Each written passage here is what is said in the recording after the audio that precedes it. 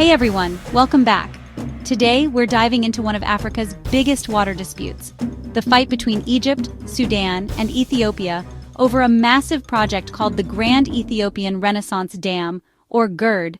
This dam has created tension for more than a decade, and the whole world is watching. So let's break it down in simple terms.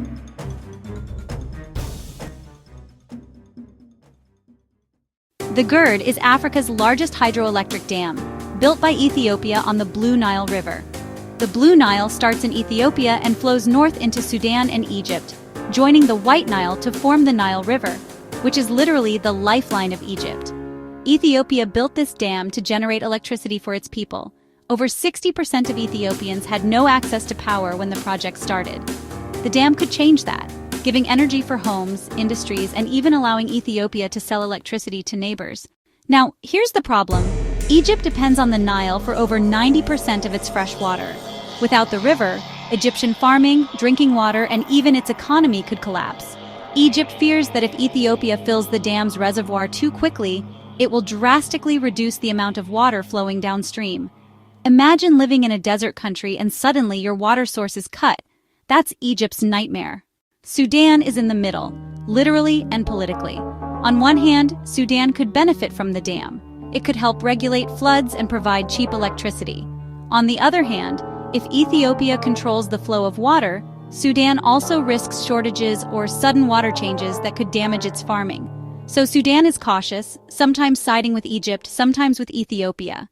From Ethiopia's perspective, this dam is about sovereignty and development.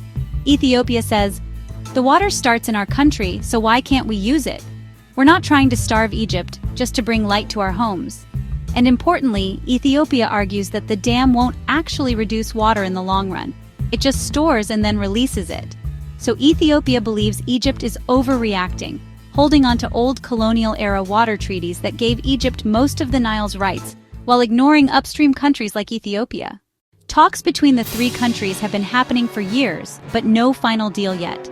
Egypt has even hinted at military action if its water security is threatened.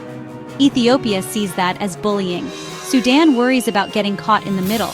The United Nations, African Union, and even the US have tried to mediate, but so far no permanent solution has been reached.